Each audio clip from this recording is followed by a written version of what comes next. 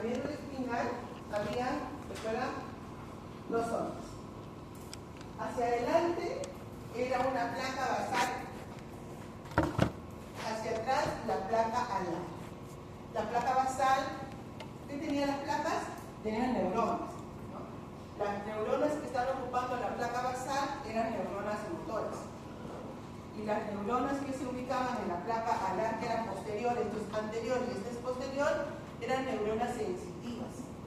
Entonces las neuronas sensitivas son aquellas que recogen sensibilidad de todo tipo, del dolor, temperatura, tacto. Recogen sensibilidad y lo conducen arriba al cerebro para que el cerebro analice la información. En el caso de una neurona motora es cuando el cerebro analizó esa información que ha sido conducida por una neurona sensitiva. Entonces el cerebro recibió la información de esa neurona, analiza la información y emite una respuesta que generalmente va a ser motor. Entonces la neurona motora, ¿a dónde va a ir? Al músculo para llevar a cabo la acción. Por ejemplo, me ponía una velita, yo acerco mi mano, neurona sensitiva conduce la temperatura, el dolor, el ardor, ¿no? Lo conduce al cerebro, el cerebro analiza la información que le está llegando y emite la respuesta motora porque yo le quiero mi mano. Entonces la respuesta motora, ¿a dónde va? A los músculos. Entonces, en el caso de la médula espinal, el interior, la sustancia gris, está dividido en dos placas, una placa anterior y posterior. La placa anterior se llama placa basal y la placa posterior se llama placa alar. ¿Qué contiene? Eso lo tienen que saber porque yo lo pregunto en el examen. Las placas basales, ¿qué tipo de neuronas contienen? Neuronas motoras, neuronas efectoras, aquella neurona que va a ir de respuesta. ¿Y qué contienen las placas alares? Tienen neuronas sensitivas. La neurona que conduce la información desde fuera hacia el cerebro. ¿Listo? Bien. Ahora, lo mismo, recuerden que esto es tubo neural. Esto es tubo neural. Entonces, la misma disposición va a estar a nivel del cerebro, pero ya no van a formar las placas. Ahora en el cerebro, las neuronas que estaban en la placa basal y alar se van a ir seccionando y dividiendo por pequeños núcleos. Se van a ir fragmentando por porciones pequeñas. ¿Y qué van a ir formando? Núcleos. Van a haber núcleos motores que deben corresponder a la división de las placas basales y van a haber núcleos llamados sensitivos que serían la segmentación de las placas alares. Entonces, ¿qué vamos a encontrar ahí? Núcleos. ¿Listo? Vamos a ver ahora los núcleos.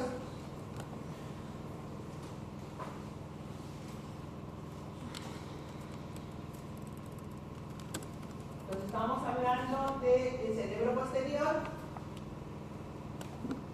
y en el cerebro posterior y vamos a encontrar dos vesículas, el mielencéfalo y el metencéfalo. Esto por favor va check al examen. Mielencéfalo que forma el bulbo, el metencéfalo que forma el puente cerebelo y la cavidad de ese cerebro posterior que es el encéfalo es el cuarto ventrículo. Los límites. ¿Qué cosa es el mielencéfalo? Es el bulbo raquídeo. Y miren ustedes, las placas alares y las placas basales se han fragmentado para formar núcleos llamados bracílico uniforme que vienen de las placas alares y las placas basales vienen los núcleos motores. Núcleos motores. ¿Listo? Entonces ahí tenemos en esta imagen hacia atrás la fragmentación de los núcleos de las placas alares, llamado el gracílico uniforme. Las placas que estaban posterior se han segmentado y han formado un núcleo gracílico uniforme. Por ende, ¿qué tipo de núcleo será? ¿Motor o sensitivo? ¿Otra vez? Miren. Los núcleos gracílico uniforme que se forman en el bulbo por fragmentación de las placas alares van a constituirse estos núcleos. Y yo preguntar, ¿qué tipo de núcleo será? ¿Motor o sensitivo? Sensitivo. Porque es una fragmentación de qué placas? Las placas alares. Van a aparecer núcleos motores. Otros núcleos sensitivos que también aparecen de las fragmentaciones de estas placas son los núcleos sensitivos de algunos pares craneales, que ahora los vamos a ver.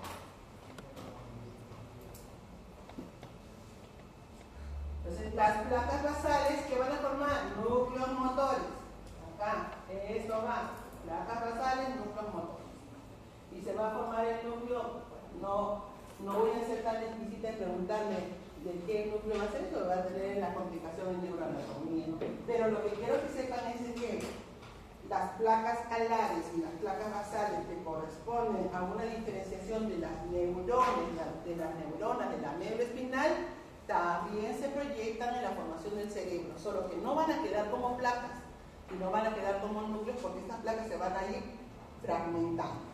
¿Listo? Entonces van a originar qué tipos de núcleos. Van a originar núcleos motores y núcleos sensitivos. Entonces yo lo que quiero que recuerden es que ¿de dónde aparecen los núcleos motores? ¿De la división de qué tipo de placas? Basales. ¿De dónde aparecen los núcleos sensitivos? Eso es lo que quiero que recuerden. Esa es la parte biológica. Luego la parte neuroanatómica tendrá que diferenciar y cuáles son los núcleos sensitivos que corresponden al córtex craneal y cuáles son los núcleos del pie craneal. Eso ya es la parte neuroanatómica. Entonces lo que quiero que recuerden es la parte biológica, de dónde aparecen estos y por qué son sensitivos y por qué son motores. ¿Listo? Entonces eso quiere decir que acá, miren, esto es el bulbo y miren, todos los núcleos motores y los núcleos sensitivos. ¿Por qué? Cuando la médula espinal o el tubo neural está formando el bulbo, esto va a ser una apertura. Médula espinal, algo circular. Esto, los primeros dedos atrás son las placas alares y la parte anterior son las placas basales. Quiero que lo entiendan así. ¿Listo? Cuando suben al bulbo, lo que hacen es abrirse. Y esto es lo que estamos observando. Entonces, ¿cuál sería la ubicación de los núcleos motores? ¿Mediales o laterales? Mediales. ¿Y a dónde se ubican los núcleos sensitivos? Laterales. Acá los tenemos. Los núcleos motores están internamente al plano medio y los núcleos sensitivos van hacia atrás. Se han quedado así hacia los extremos. Entonces, acá tenemos núcleos sensitivos, núcleos motores. Ya sabemos de dónde vienen estos núcleos sensitivos. De las placas alares. Y de los núcleos motores, de las placas basales. Eso es lo que quiero que sepan. Ahora, cada uno va a tener una especialidad. Mire, ahí dice, somático especial del octavo craneal, somático general que corresponde al quinto par, visceral especial al noveno par, visceral general al vago. Deben saberlo, ¿eh? En la parte biológica sí lo deben saber, pero yo les digo qué es lo que quiero que aprendan y que graben, eso no lo olviden, de que los núcleos que aparecen en la parte del bulbo, puente y cerebelo corresponden a las placas alares y basales. Estas han sido fragmentadas formando núcleos ahora, ya no se van a llamar placas. ¿Qué se está llamando? Núcleos. Y aparecen núcleos motores y sensitivos. ¿Cuál sería la ubicación de los núcleos motores? Medial. ¿Cuál sería la ubicación de los núcleos sensitivos? Laterales. Eso es lo que quiero que recuerden. Esto de somático especial general, bueno, lo van a llamar en neuroanatomía. Hablando de los núcleos, yo no me voy a pedir, pero quería preguntarle, porque yo ya no me acuerdo más o menos. El globoso, el envoltorio, el dentado y el del pecho se ubican en qué parte? En el cerebelo. Todavía no. Sí. Entonces acá estamos viendo bulbo, entonces estamos viendo la distribución de los núcleos motores y de los núcleos sensitivos. ¿No? Cada grupo de núcleos tiene un nombre, miren, este núcleo se llama somático especial, somático general, visceral especial, visceral general. Ahora me preguntaría, ¿el núcleo somático general corresponde a un núcleo? No va a ser tan explícito. Pobrecitos. No. Lo que quiero que sepan es qué tipo de núcleos son. Sensitivos y motores. ¿De dónde provienen? Ubicación también. ¿Cuáles son mediales y cuáles son laterales? Eso les va a servir para la anatomía también. ¿Ya? Aquí estamos. Vamos a ver el metencéfalo. ¿Metencéfalo qué cosa es? Puente y cerebelo. Allá arriba dice. ¿Qué cosa es metencéfalo? Puente y cerebelo. En la parte más superior, vamos acá. Cerebelo, puente. Igual, placas basales y placas alares. ¿Listo? Tenemos neuronas de qué tipo de las placas basales, ¿qué tipo de neuronas? Motoras. Y de las placas alares, neuronas sensitivas. Ahora formamos, usted la tenía igualito. Los núcleos motores y aparecerán los núcleos sensitivos. Ojo, que en la parte del puente, que sea, la parte de atrás abierta, porque es el cuarto ventrículo, todo este espacio es el cuarto ventrículo, empieza a desarrollarse desde las placas alares dos prominencias. Desde las placas alares posteriores empiezan a desarrollar dos prominencias. Estas placas alares van a originar hacia atrás un crecimiento. Miren acá, esta es una muestra que nos da el libro de Lachman. En la formación del puente, acá tenemos a los núcleos motores, siempre la ubicación es medial, y los núcleos de las placas alares sensitivos son laterales. Solo que desde estas placas alares empiezan a desarrollar unas prominencias. Van a formar casi más, van a crecer hacia atrás, van a desarrollarse hacia atrás para originar qué cosa, qué estructura, el cerebelo. Entonces, ¿cuál será el primorio del cerebelo? Las partes laterales, es decir, las partes posteriores que serían las placas alares. A partir de ahí, por un crecimiento, un engrosamiento, tumefacción de las placas alares hacia la línea media, miren acá, estas son las dos tumefacciones que van hacia la línea media y hacia atrás, para originar qué cosa, el cerebelo. Mi pregunta en el examen será, el cerebelo se origina desde un engrosamiento de las placas basales. ¿Quién se está engrosando? Las placas alares. Recuerden que la placa alar es posterior, la placa basal es anterior. Entonces, ¿dónde va a estar ubicado el cerebelo? Hacia atrás. Entonces, debe corresponder a qué placas alares. ¿Listo? Bien. Y bueno, de ahí van a desarrollar pues, las porciones que tiene el cerebelo. Ahí están sus núcleos, que dijo su compañera.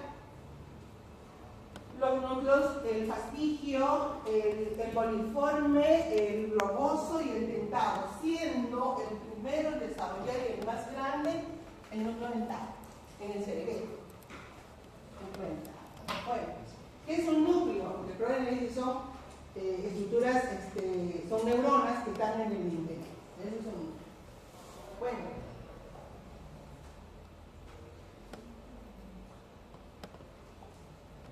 ¿Y cómo crece hacia atrás? Desde las placas, hacia atrás se proyecta para formar el cerebro. Lo mismo ahí, este libro de Lana, esta es la tumefacción, esta es la tumefacción que va formándose, miren, cada vez más, y se va proyectando hacia acá. Para dar origen aquí al cerebro. Hasta acá ya sería el puente, hasta el bulbo.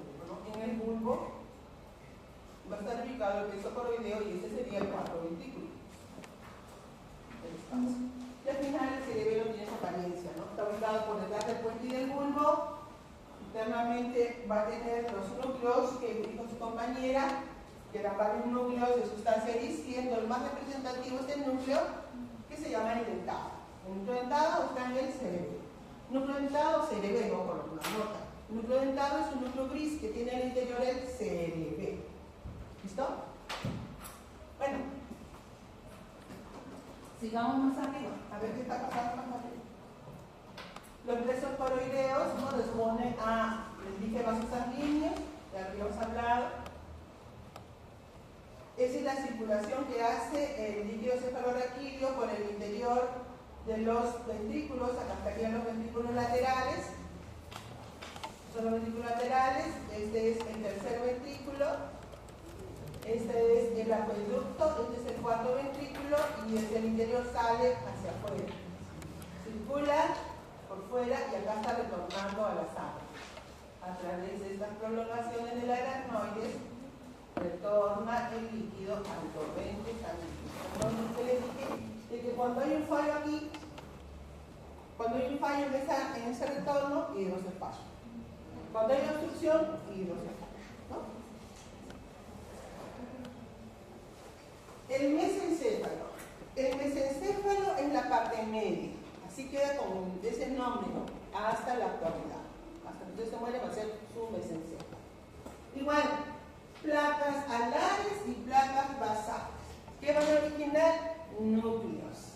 Por lo tanto, el mesencéfalo también va a tener núcleos que son motores y núcleos que son sensitivos.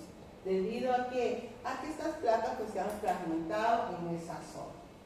Uno de los núcleos que quiero que recuerden del mesencéfalo es el llamado núcleo rojo. Entonces preguntaré, ¿en cuál de las partes del cerebro se ubica el llamado núcleo rojo? ¿En dónde? En el mesencéfalo. ¿En cuál de las partes del cerebro se ubica el núcleo dentado? En el cerebelo. Listo. La cavidad del mesencéfalo se llama el acueducto cerebral o acueducto de Silvio. ¿Qué conecta el acueducto cerebral? A ver, tengo una pregunta de examen, ¿sabes? ¿Qué conecta el acueducto cerebral? Es la parte de la cavidad que tiene el mesencéfalo. ¿Qué conecta? Conecta el tercer ventrículo con el cuarto ventrículo. Estoy dando la respuesta, estoy dando preguntas. ¿Qué conecta el acueducto de Silvio? Así se llama también un señor que se llama Silvio, pero ya no queremos decir su nombre. Y ahora decimos solo acueducto mesencefálico, nada más. ¿Y qué conecta? Conecta el tercer ventrículo con el cuarto ventrículo. No vamos a ver para que lo recuerden. Acá lo tenemos, miren. Acá. Esto es el acueducto, ¿no?, cerebral o acueducto del mesencéfalo. ¿Listo? Esto es el mesencéfalo de una vista posterior. Esto es mesencéfalo de una vista anterior. Y esto quiero que lo recuerden. Vamos a ver algo más. Vamos a hacer algo graciosito acá. Y vamos a ver acá.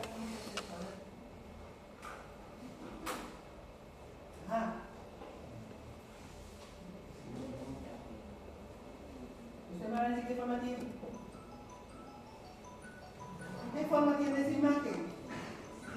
¿Qué forma tiene? De un Mickey Mouse, ¿no? Un corazón.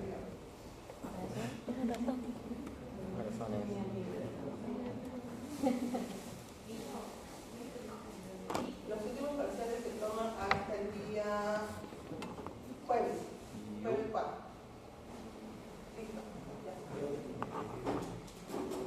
Entonces, ¿qué forma tiene? De un Mickey Mouse, ¿no? De un oso. ¿Lo ven ahí?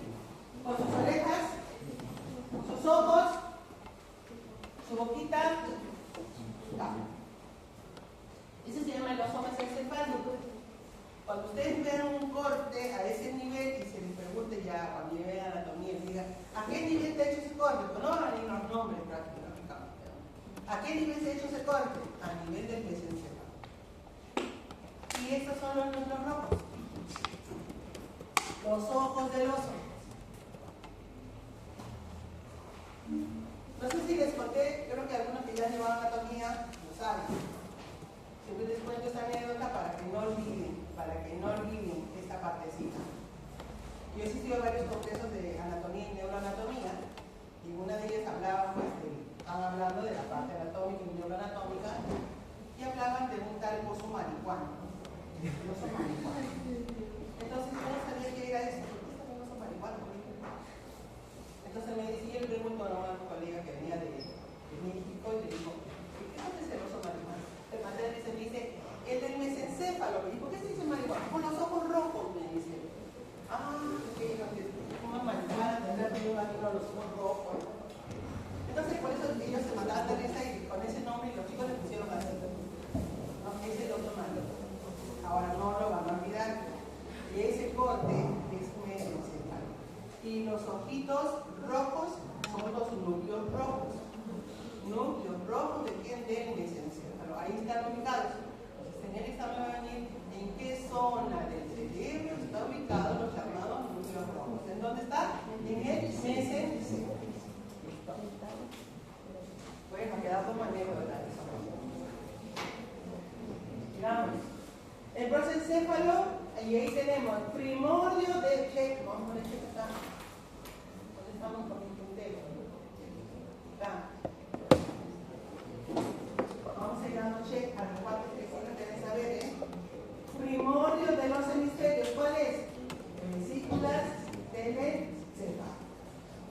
la cavidad del prosencéfalo. Los ventrículos laterales, que son el ventrículo 1 y el ventrículo 2.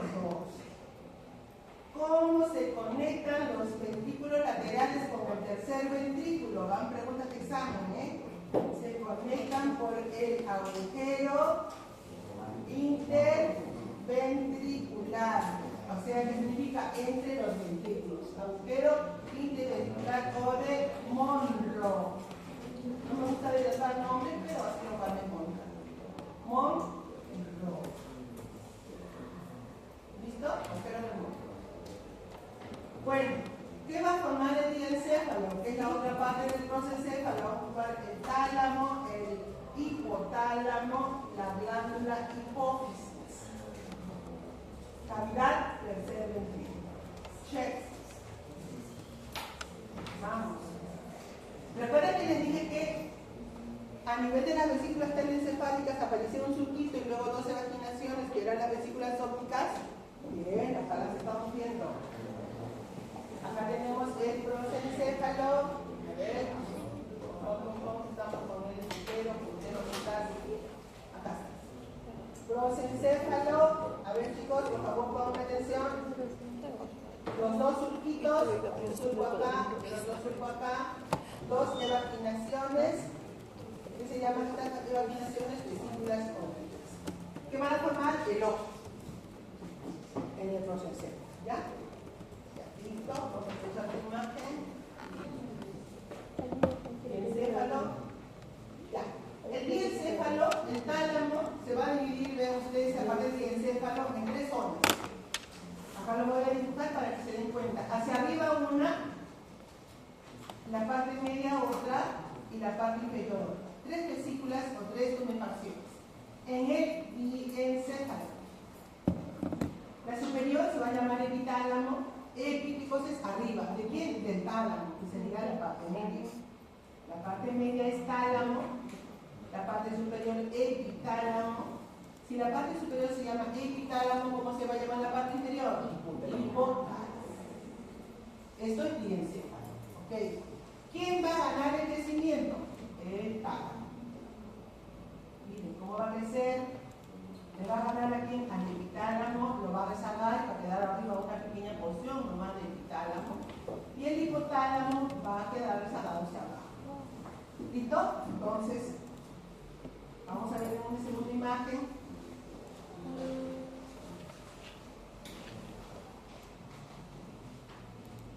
Miren el crecimiento de tálamo. Ahora ha crecido mucho más. El epitálamo ha quedado rezagado arriba y una pequeña porción. Y el hipotálamo hacia abajo. Desde el hipotálamo, mira, acá se va a formar la glándula hipófisis. Pregunta el examen. Desde el hipotálamo empieza a crecer un pequeño divertículo. Miren que esto es hipotálamo, la zona, y empieza a crecer un pequeño divertículo hacia abajo. ¿Lo ven ahí? Este pequeño divertículo, acá va a ser la boquita ¿cómo se llama? Del embrión. Entonces va creciendo un pequeño divertículo hacia la zona inferior donde está ubicada más o menos la boquita. Este pequeño divertículo se llama el divertículo neurohipofisario.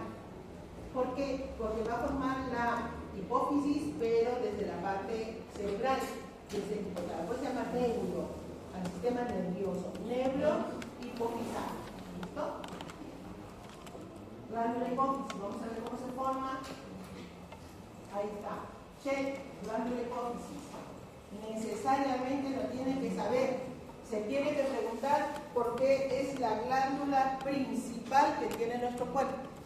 Es la glándula que regula el resto de todas nuestras glándulas, la glándula hipófisis. Y tiene dos derivados. Uno, desde el hipotálamo, crece hacia abajo. Les dije este pequeño divertículo, llamado ¿qué divertículo? Neurohipofisario.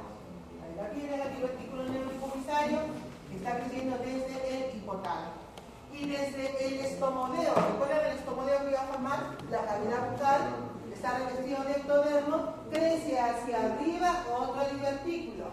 Este divertículo se llama hipofisario o bolsa de Rankine. Entonces, la glándula hipófisis se deriva de dos porciones. Uno, desde el estomodeo hacia arriba y desde el hipotálamo hacia abajo. Ambas zonas se van a unir. Y como glándula hipófisis, no sé si ustedes han visto alguna vez una glándula hipófisis, más o menos así, tiene dos partes, hipófisis anterior, hipófisis posterior. Tiene un tallo que lo une a quién, lo une al hipotálamo. Está unida al hipotálamo, la glándula hipófisis. Pero tiene dos zonas, anterior y posterior. La zona anterior deriva del estomodeo, de la bolsa de arranque o divertículo hipofisal, la parte anterior. Y la parte posterior es la que viene descendiendo ¿desde dónde? Desde el hipotálamo, el hipófisis posterior. Entonces, no olviden eso, de dónde deriva la glándula hipófisis. Ahí tenemos al divertículo neurohipofisario, a la bolsa de arranque desde el estomodeo, tenemos el estomodeo, desciendo hacia arriba, este se proyecta hacia arriba y este se proyecta hacia abajo y hacia atrás. ¿Listo? Vamos a ver otro momento. Mire, el divertículo neurohipofisario va a ir hacia abajo y hacia atrás y desde la bolsa de arranque hacia arriba y hacia adelante. Sigue descendiendo. Acá pierde la conexión porque se va a separar del estomodeo. Miren cómo se pierde la conexión y queda solamente el divertículo que se va uniendo al neurohipofisario para formar hipófisis. Para formar la hipófisis. Ahí viene la hipófisis formada. Rezagos de la unión con el estomodeo que va a terminar en general. Por lo tanto, la hipófisis va a tener dos zonas. Yo preguntaría en el examen. La zona anterior de la hipófisis, ¿de dónde deriva? Del estomodeo. Del divertículo hipofisario. ¿Por qué está formando la hipófisis? ¿Verdad? ¿Y el otro divertículo cómo se va a llamar? Neurohipofisario. ¿De dónde se forma? Desde el hipotálamo. Listo. Ahora, lo interior, las células, ya mucho ya. Hasta ahí nomás quiero que sepan el desarrollo embrionario. Bueno, esta es la observación anatómica de esta glándula. Las partes anatómicas, que no lo vamos a ver en anatomía, porque normalmente lo que quiero que sepan de dónde deriva es la parte embrionática. Y para la formación de los hemisferios ya hemos visto las vesículas telencefálicas que ya hemos hablado. ¿Ya? Entonces nos voy a preguntar, vamos a extender mucho. La superficie. Inicialmente, cuando crece la vesícula es lisa, hacia adelante, hacia arriba, hacia atrás y gira. ¿Listo? Es lisa, pero cada vez tiene que tener mayor capacidad por el desarrollo de las neuronas. Como no tiene dónde crecer porque está al interior del cráneo, lo que hace es formar pliegues. Formar pliegues en el interior del crecimiento, por eso van apareciendo los surcos. ¿Miren cómo van apareciendo surcos a medida que va creciendo el tejido cerebral? Mientras más crezca el tejido cerebral que está dentro de la cavidad craneal, más surcos van a aparecer. Entonces, ¿por qué es que aparecen los surcos? Por el crecimiento del tejido cerebral. Está creciendo y va rezagándose sobre sí mismo, entonces vamos a ver que aparecen estos surcos rígidos a nivel de los hemisferios.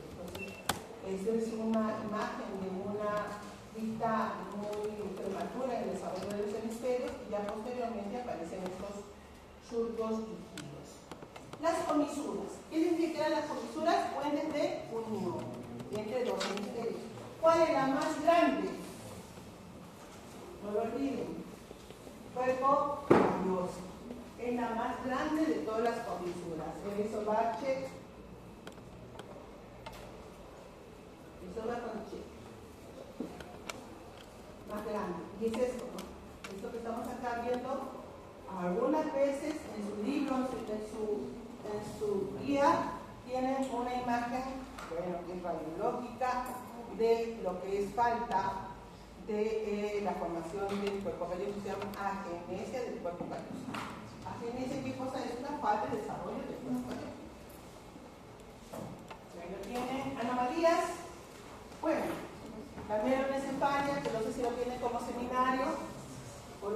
desarrollo craneal, no sé, pero es una falta de desarrollo del tejido cerebral.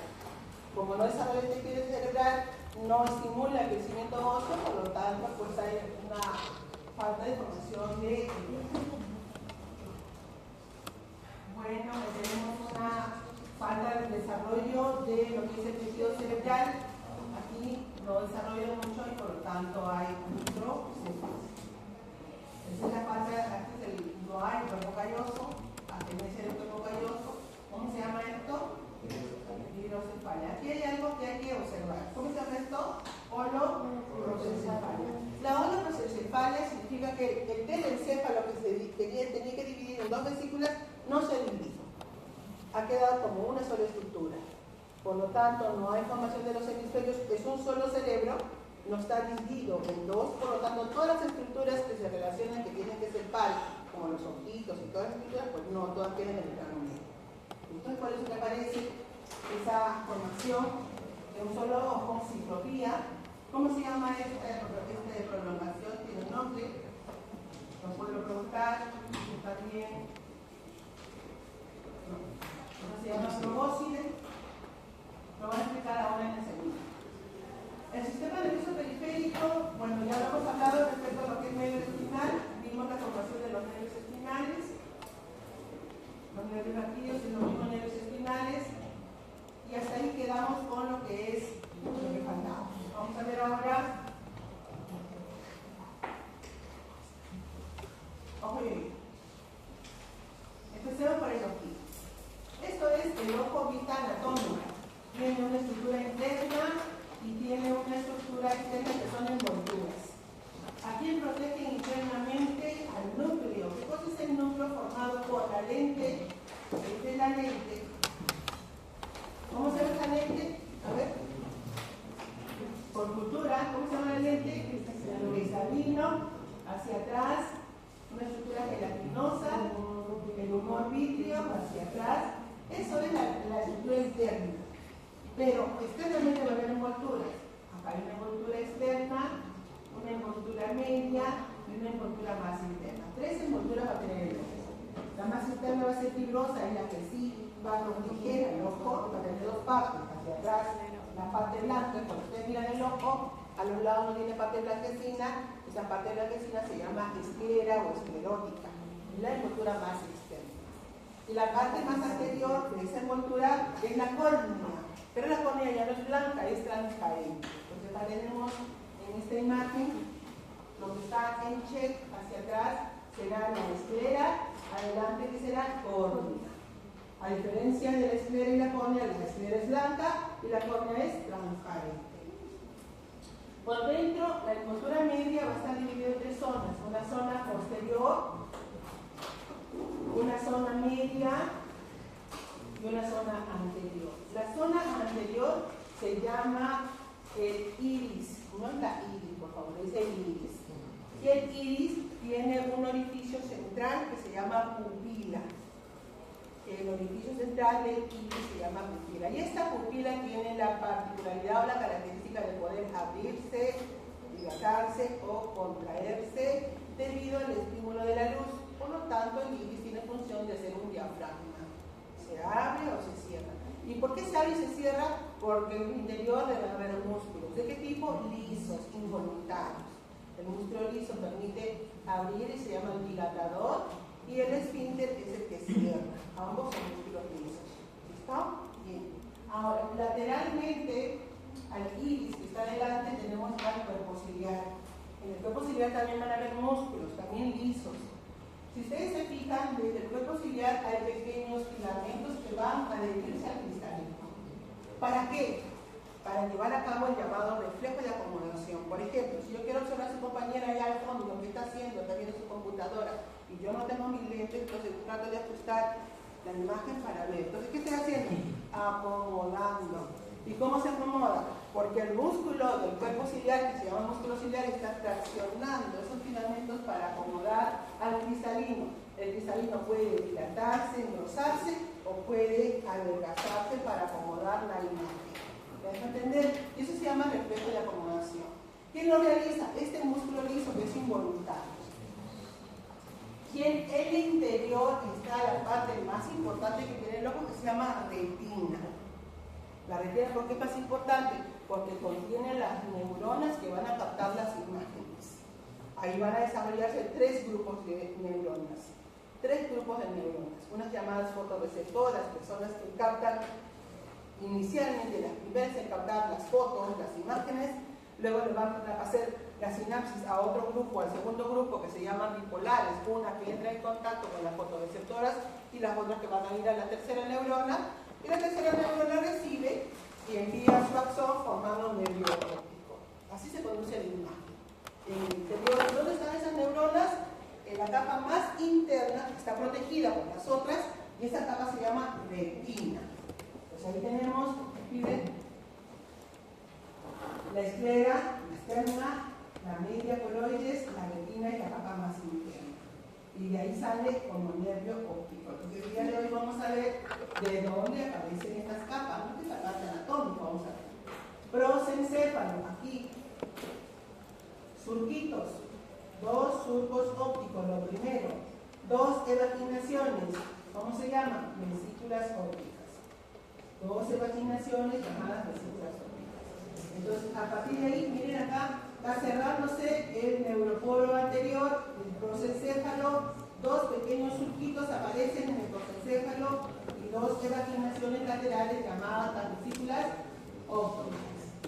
Acuérdense ese nombre, las vesículas ópticas. Es lo primero que va a aparecer ahí, vesículas ópticas. A medida que va creciendo el divertículo, miren, este divertículo, esta vesícula óptica que está yendo hacia afuera, se sigue creciéndose, ya va a formar un tallo.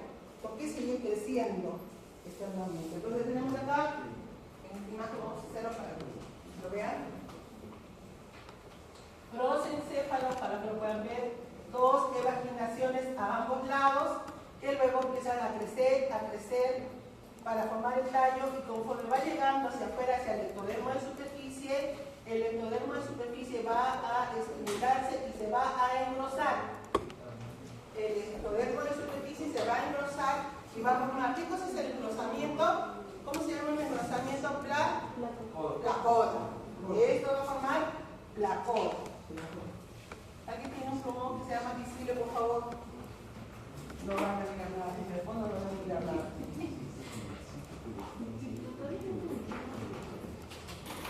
Entonces, acá tenemos, ¿qué tenemos acá? Las vesículas ópticas que han crecido ahora y han llegado hacia el ectodermo, que ha estimulado y ha formado ¿qué cosa? La placoda. Pero esa placoda va a ser llamada la placoda del cristalino. Ajá. Entonces, ¿de dónde deriva el cristalino? ¿De qué hoja? Del ectodermo.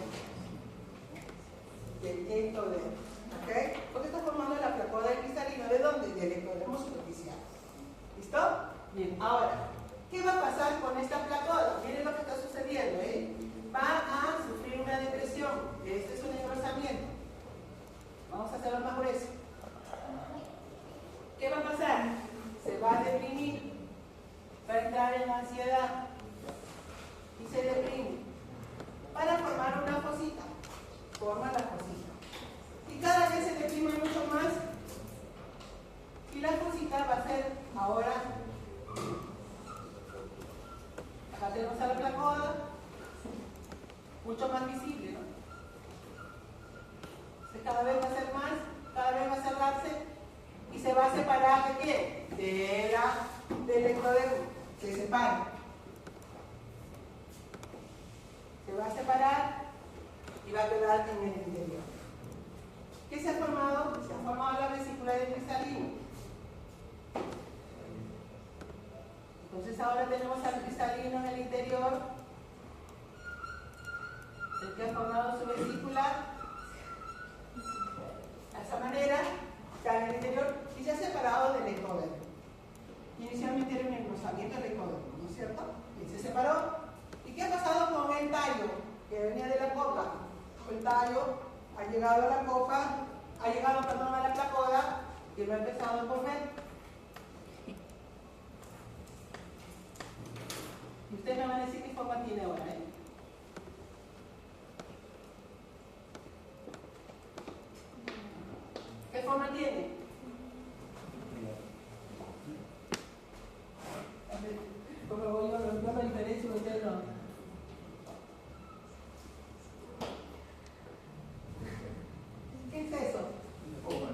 la copa. Entonces, ¿cómo se va a llamar? Copa óptica.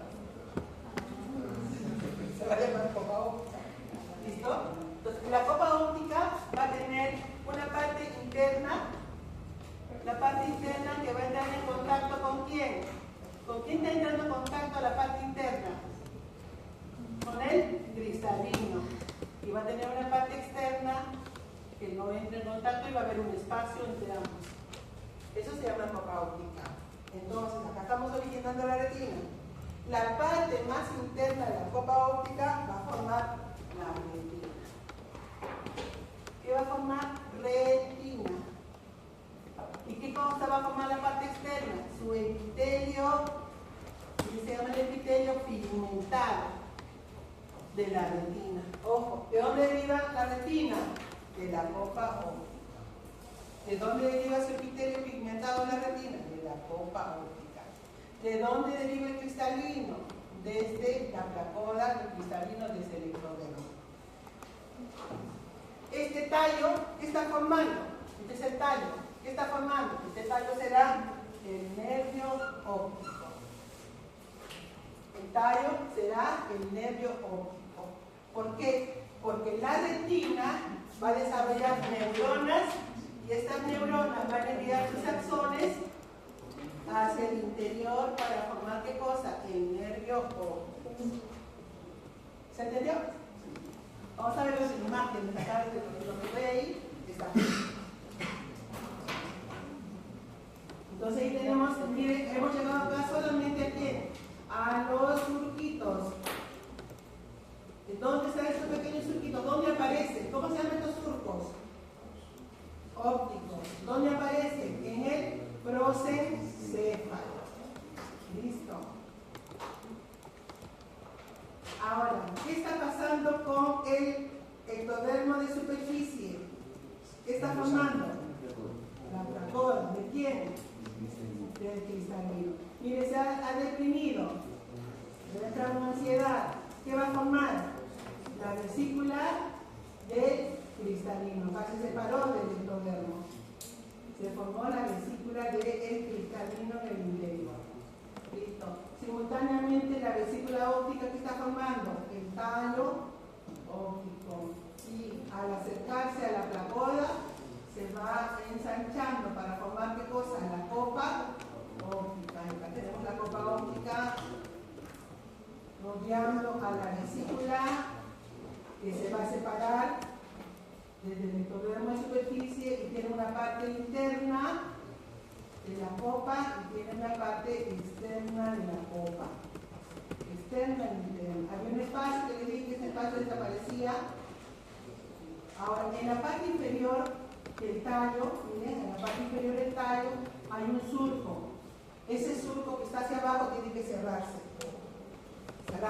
Y acá puede haber una anomalía del ojo que se supone que van a explicar hoy día. Este surco que está en la parte inferior se llama la cisura o surco retiniano, así se llama. Surco retiniano, que va a tener que cerrar el tallo para originar el nervio. Ahora, inicialmente, como todavía está abierto, todo esto es mesénquima. Y ahí se están formando vasos sanguíneos. Y los vasos sanguíneos que se están formando están ingresando por ese surco al interior porque acá hay estructuras que están naciendo, están formándose y necesitan irrigarse. O sea, por lo tanto, los vasos sanguíneos ingresan para irrigar todas estas estructuras. Y conforme va cerrándose el surco retiniano, pues van seccionándose y algunas arterias van a quedar en el interior y otras van a quedar por fuera. ¿Qué pasaría si no se cierra el surco retiniano? El ojito aparece hacia abajo con un pequeño surco y eso se llama el ojo en forma de llave de cerradura, eso se llama coloboma. Lo van a exponer. Entonces el defecto primario en el coloboma es una falta del cierre de la cisura retiniana o del surco retiniano. Que queda hacia abajo como una abertura. Estoy diciendo el defecto primario, luego viene el preguntarme cuál es el defecto primario, ¿listo? ¿Qué cosa es cisura? Cisura es un surco, ¿eh? No es lo mismo. Cisura retiniana o surco retiniano. Está la cisura, miren acá abajo está la Eso se tiene que cerrar. Y todos los vasos sanguíneos que quedan en el interior van a ser llamados la arteria y las venas centrales de la mandíbula. ¿Ya? Vamos a ver acá el desarrollo de la retina. Entonces, la retina, preguntaré en el examen. Pregunta examen. A ver, una preguntita. ¿De dónde deriva la retina? De la copa óptica. De la copa óptica. ¿Qué parte de la copa óptica? ¿Interna o externa? Interna. La parte externa que va original, el epitelio pigmentado. Y usted, la pregunta sería, profesor, ¿qué cosa es el epitelio pigmentado? Responda. El epitelio pigmentado es que la retina, a ver, la retina es la zona más, que les puedo decir, sensorial, la más importante, la más sensible que tiene el entorno. Entonces, cuando ingresa las imágenes ingresan como rayos luminosos, ingresan como luz. Entonces, toda la luz que nosotros entra hacia el ojito puede dañar a la retina. Es por eso que van a haber muchas estructuras por las cuales la luz va a pasar. Primeramente, por la conjuntiva. Adelante. Segundo, entra por la córnea. Tercero, atraviesa tumores en el interior. Va a atravesar en el interior, hay líquido que se llama lumbo acuoso. Tiene que atravesar la lente, el cristalino, que está formado por fibras cristalinas.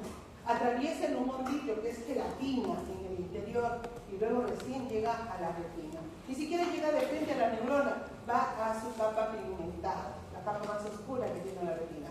Y solo desde ahí se refleja la suficiente cantidad de luz que se necesita para formar una imagen. Si entraría de frente, la dañaría. Entonces, conforme va entrando la luz, van atravesando por una serie de estructuras para no dañar la retina y proteger la retina. Y una de ellas es el epitelio pigmentado. El epitelio pigmentado es una capa de células que tienen pigmento para no dañar a la retina. Y es la primera que reciben la imagen y de ahí envía la imagen a las células fotorreceptoras, que son las primeras que van a recibir la imagen. ¿Listo? Entonces aquí tenemos la formación de la retina, eso check. ¿Cómo se forma la retina?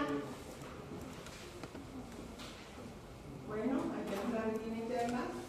Estas son las neuronas que están en la retina, que son las células que son el bastón o las células que son en forma de conos, las bipolares y las multipolares. Primordio del nervio óptico. ¿Cuál es el primordio? El tallo.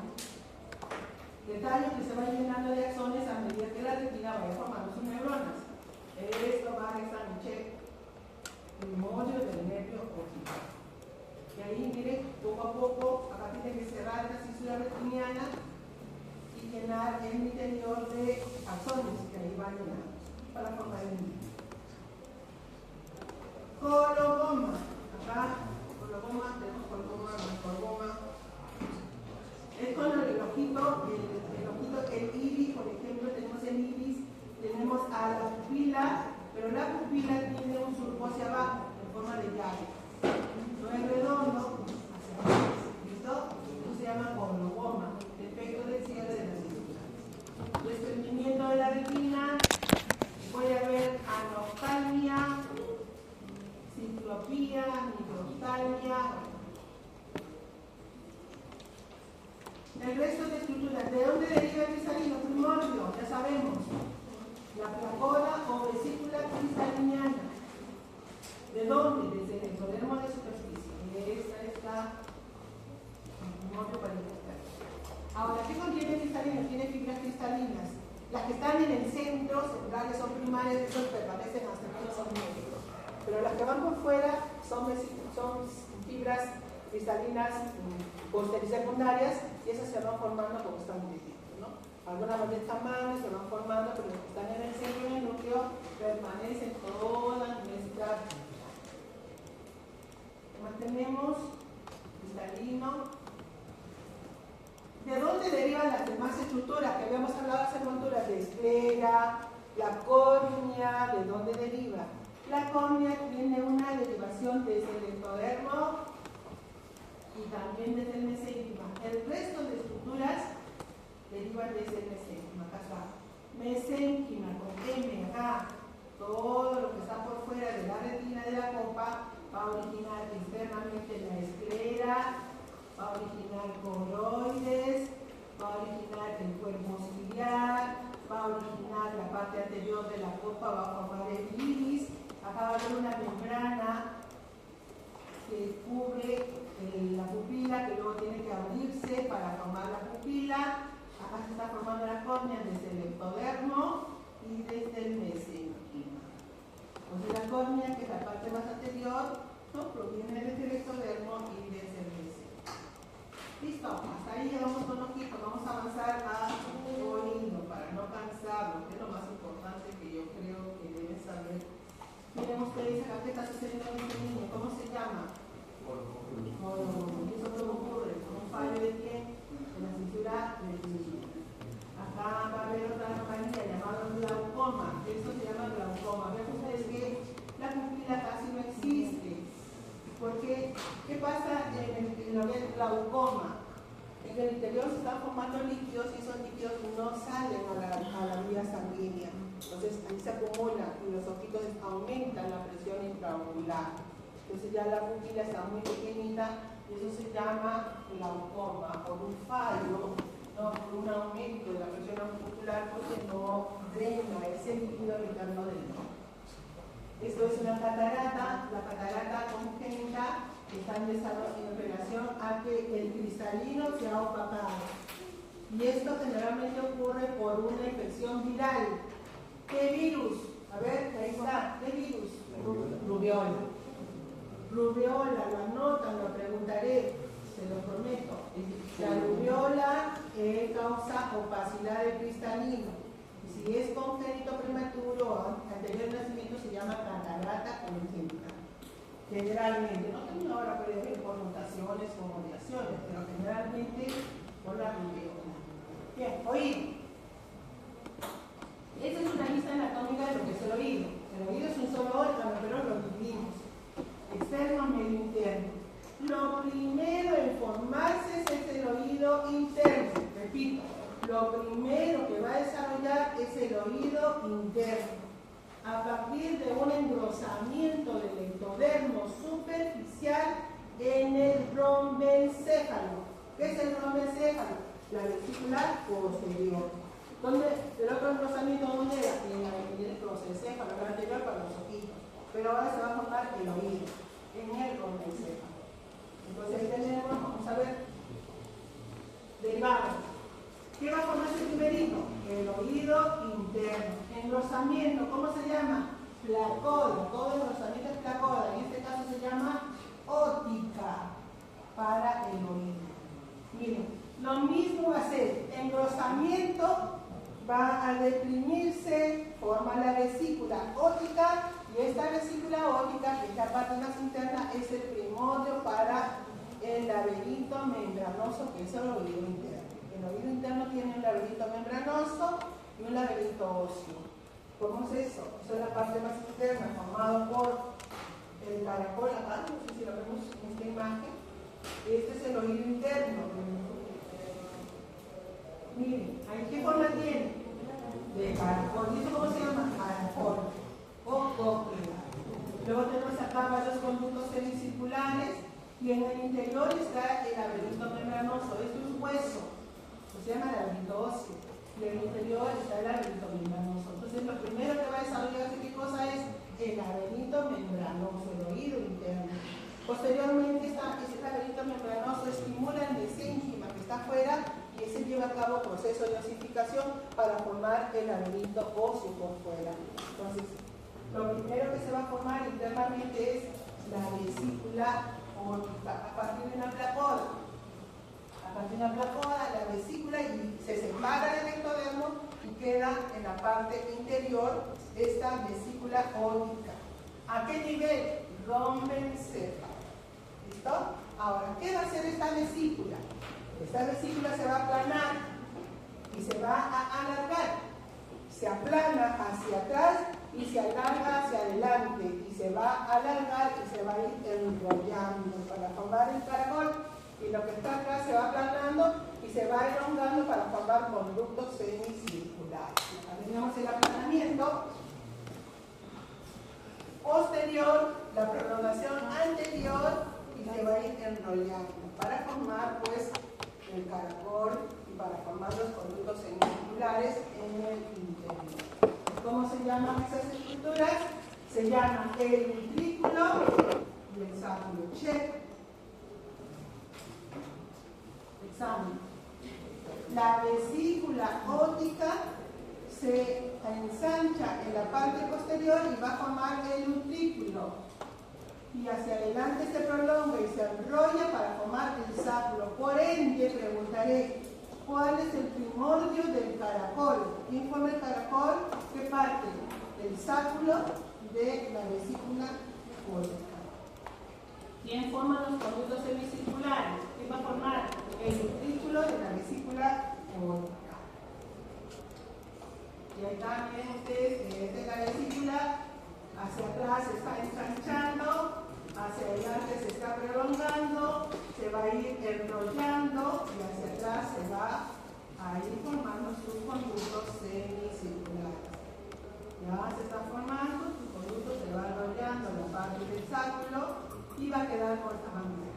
El laberinto membranoso, la cóclea caracol, los conductos semicirculares que son 3 y la parte central de las 2 vesículas. Eso es laberinto membranoso, es lo primero que desarrolla.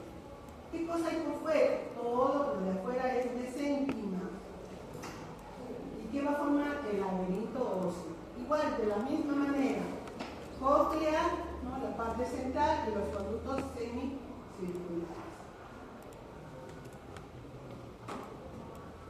¿Listo?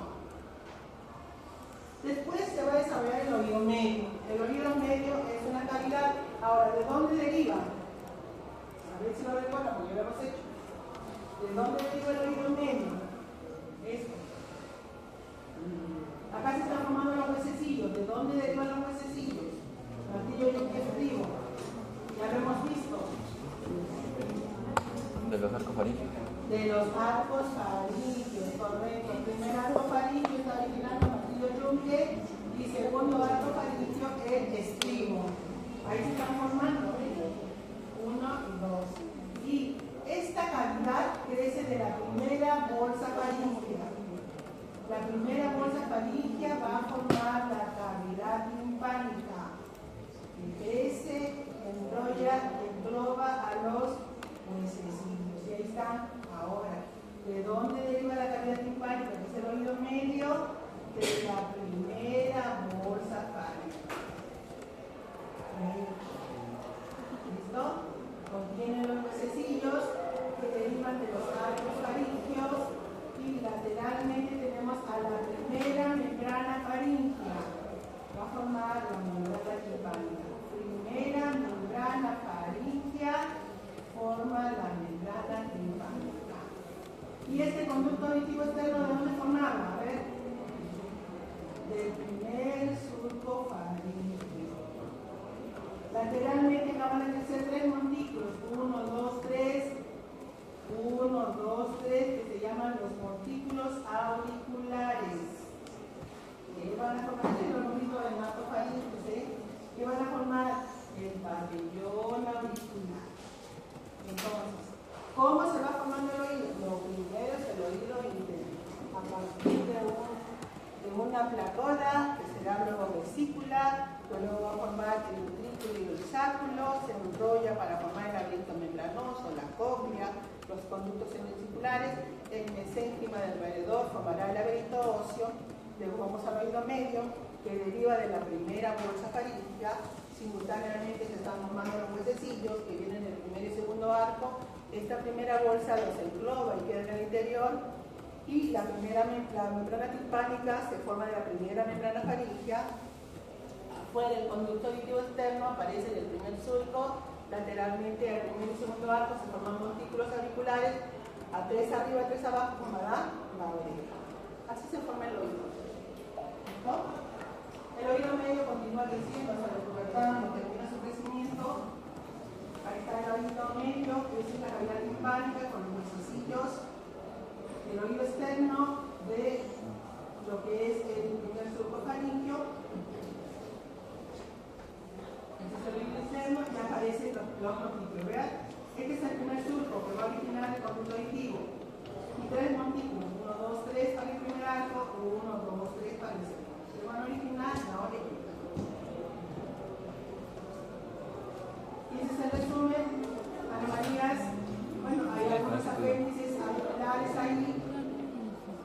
se los conectas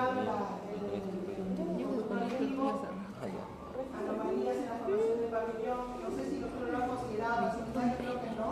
Creo que no. Claro.